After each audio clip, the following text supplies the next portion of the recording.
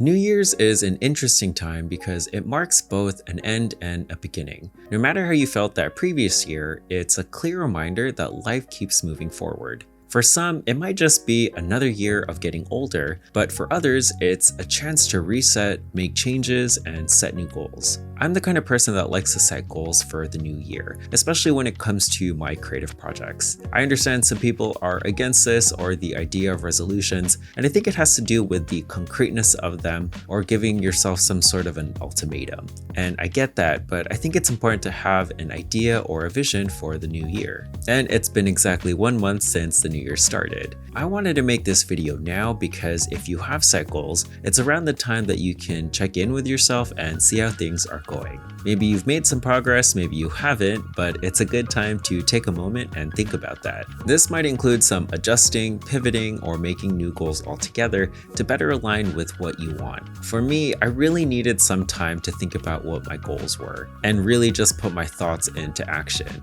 The past few years have been a little different. Every time I've tried to set goals or make plans, something unexpected would come up and I'd get derailed, or I'd make a decision that took me in a different direction. This was probably due to the nature of my work and honestly just life in general. And these were not necessarily bad things, a lot of them were positives. I had to take things for what they were and see them as opportunities and learning experiences. It's just that by the end of the year, I wanted to be able to look back and have a sense of accomplishment knowing I made some progress towards what I originally set out to do. So this year was about prioritizing getting back on a clear path so I could make 2024 my best creative year and actually have it feel like it. Hopefully this helps anyone else wanting to make the most out of this year as well. So for creative goals, I narrowed it down to 2. I did have a few more, but I wanted to make sure I was thinking realistically and thinking of things that were reasonable and attainable. So the first was to build something, a brand or a property.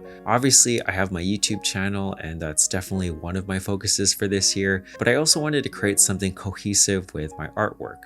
So I talked about Little Maxwell, but I also have another one a bit more mature that I plan on introducing soon. And the second is to keep learning new creative mediums. So when I started this channel 3 years ago, it was about learning and experimenting new creative mediums that I was interested in. And obviously it's skewed more towards Blender and Grease Pencil, and that's okay because I love the program, but I definitely want to get back to learning those new creative technologies. So things like creative coding, immersive technologies, 3D printing, and game development. And I'm hoping to tie that back to the 2 ideas I talked about so that everything stays cohesive. Now, to support them, there were 2 very important things I wanted to keep in mind. The first was to believe that it's wholeheartedly possible. I know this sounds kind of cheesy, but this has never failed me, whether it was a job I wanted or an opportunity. Although it depends on what kind of person you are and how you perceive circumstances, I also find that things have a way of working out. As long as you internalize it and then visualize it, you can formulate the steps to create 2024 into the year that you imagined. Even if it doesn't play out exactly how you wanted, some sort of progress will be made towards that direction as long as you keep the possibility of it at the forefront of your mind. The second is to be positive about it, and I think there's some truth in having good energy towards what you're working on. So if you feel good about a project or opportunity, then the outcome might also be positive as well. Obviously, this may not work in every case.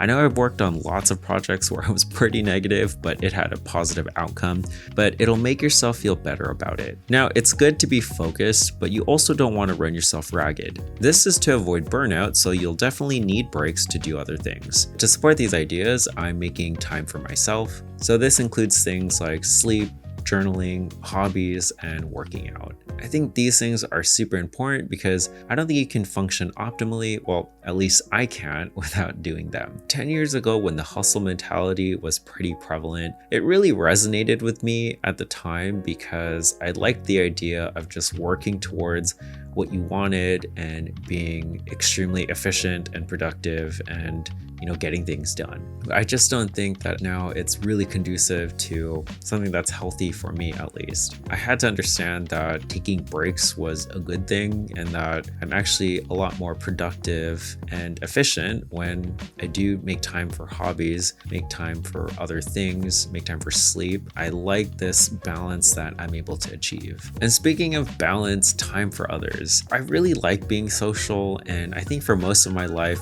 I've considered myself an extrovert, but I think as I've gotten older, I've become a lot more introverted. There was a time where if I had the opportunity to hang out or to do something with others, I would generally say, oh, I'm busy because I have to work on something or I have to finish this project. And I don't really like that because I want to make sure that the friends and loved ones that I have in my life know that I consider them a priority. So this involves texting people back or actually making plans when I say we should hang out. I'm notoriously guilty of just saying we should hang out and not actually following through with it. It's really just about being present in the moment and keeping up that good energy.